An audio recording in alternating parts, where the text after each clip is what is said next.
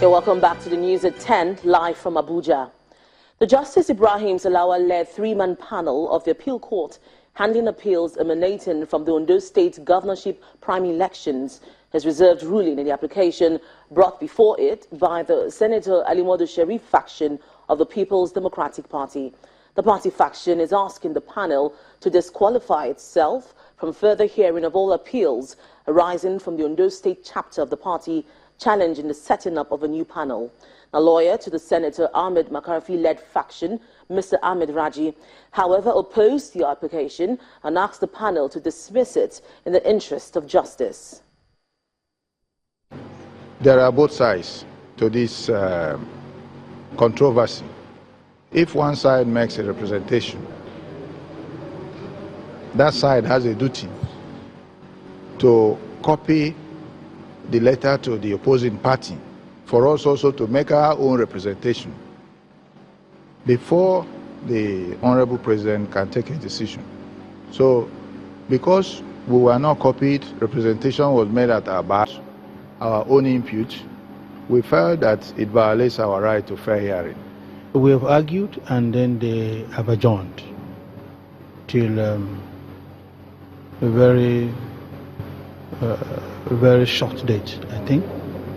They are going to advise us when the ruling is ready. Arguments have been canvassed, so we are waiting for their ruling on it. It's not good for me to comment on what they are going to rule on. And now to security matters. Nigeria's Chief of Army Staff, Lieutenant General Tukur Buratai, has blamed recent high-profile attacks in the northeast on the support the insurgents are getting from some individuals. The Army Chief made the remark at a meeting with a security delegation from the Atlantic Council African Center in the United States of America in Nigeria. Meanwhile, the Army Chief will be meeting with top military officers and is to visit Borno State following the killings of some soldiers and the commanding officer of the Operation Lafia Doli, Lieutenant Colonel Abu Ali. The Chief of Army Staff arrives at the Army Resource Center and inspects the quarter guard.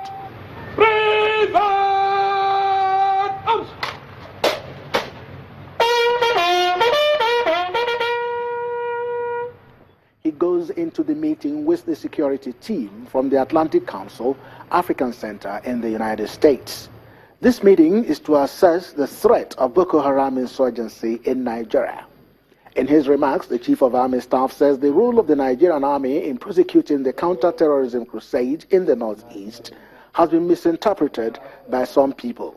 There have been many misgivings on the role of the Nigerian Army as it relates to human rights abuses.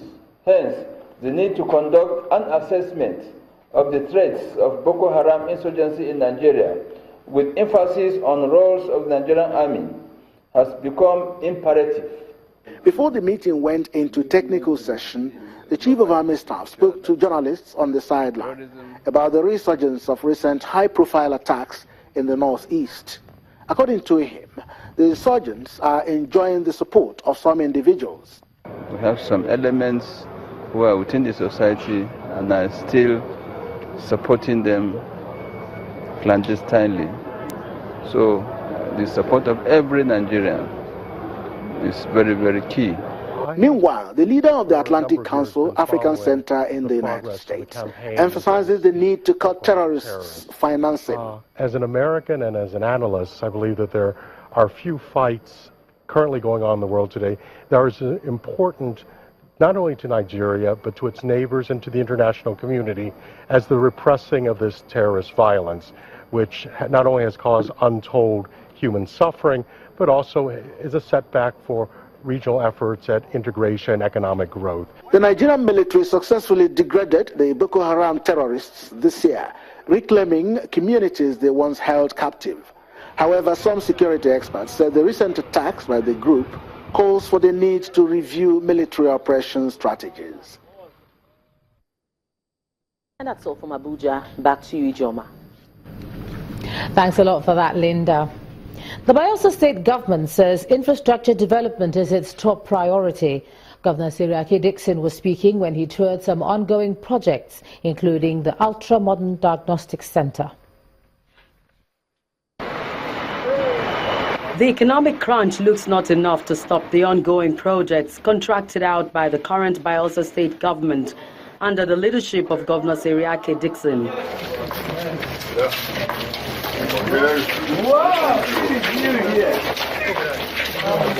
The governor embarks on an on-the-spot assessment tour and inspection of some of the projects, starting from the soon-to-be-commissioned governor's office. Our philosophy is to bring the world to Bayelsa and to take Bayelsa to the world. We are putting down facilities and infrastructure that can attract people to Bayelsa. The overall philosophy is to uplift our infrastructure in such a way that we can compete with the best in the world. The obviously impressed governor moves again with his team to the already completed heliport and Polo Club golf course, still under construction. The next stop is the Samson Siasia Sports Complex, where work is still ongoing. The plan is to raise it to an international standard. The governor is doing a wonderful job, a human job, and we need to give the governor maximum support for what he's doing in these states because of the sporting infrastructure and other infrastructure that is building for the future of Bayelsa State. The chief executive of the state makes a tour of the completed Bayelsa Diagnostic Center, a project he describes as very dear to his heart. Then a number, we have a ticketing system here. With this facility, no Bayelsan, and I repeat, no Bayelsan needs to go outside this place for diagnosis. None. Anybody who wants to do any diagnosis in this country even, you need to come here. For the Bayelsa government, its interest is to better the lives of its citizens, even in the harsh economy.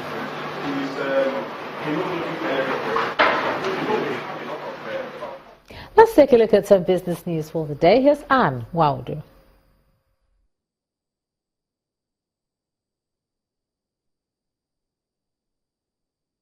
You first. First Bank.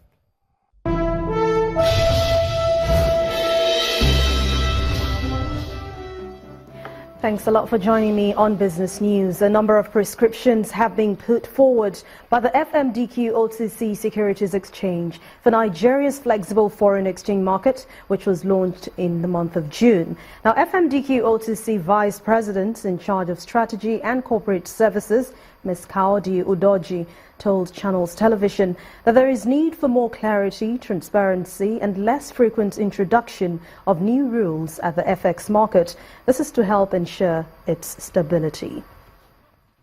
The Central Bank of Nigeria has given local manufacturers access to foreign exchange valued at over $660 million at the interbank market. And this is to help aid the source of raw materials and spare parts for their industries. The Apex Bank says the move is in line with its earlier promise to ease forex pressure on manufacturing and agricultural industries through forward sales under the new flexible forex regime. The CBN says it is committed to ensuring that manufacturers and goods not accessible by Nigerians are able to get letters of credit to import materials for their businesses.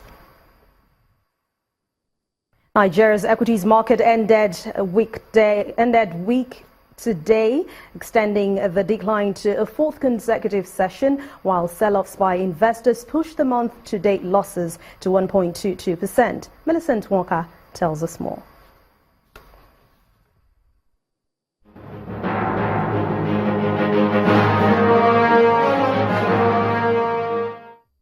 Hello and welcome to the Stock Market Report.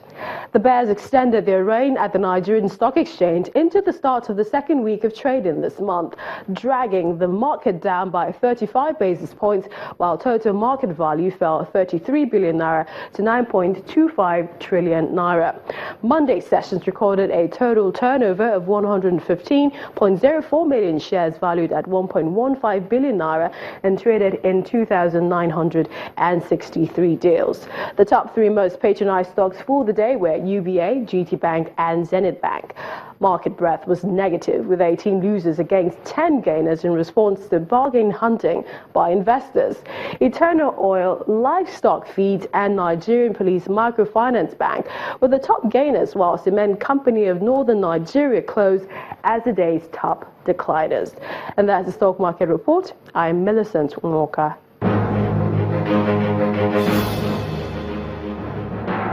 Thanks a lot, Millicent. Now, with all attention fixed on tomorrow's presidential election in the United States, the world-leading stock markets closed today's session largely positive as Wall Street recovered from a 9-day decline. Let's check out these numbers.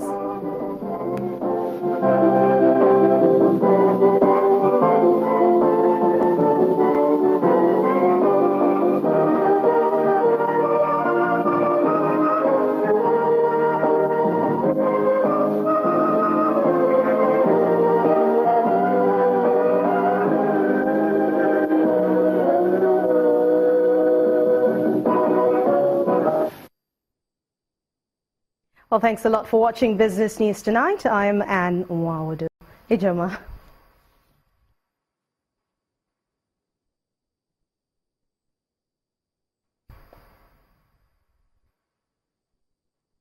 You first.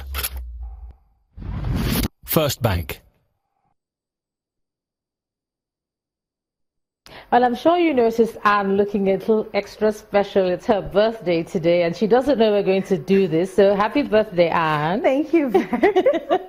Yeah, and she shares birthday with my dad as well on this historic American eve of the election. So how do you feel, Anne? I'm very excited, and this is really a surprise, so thank you very much. Yes, yes. And I can see you blushing as red as your jacket, indeed. All right, next on the news at 10, 6 Super Eagles players arrive on day 1 of the team training camp in Abuja ahead of the 2018 World Cup qualifiers against Algeria. That's on sports. Stay with us.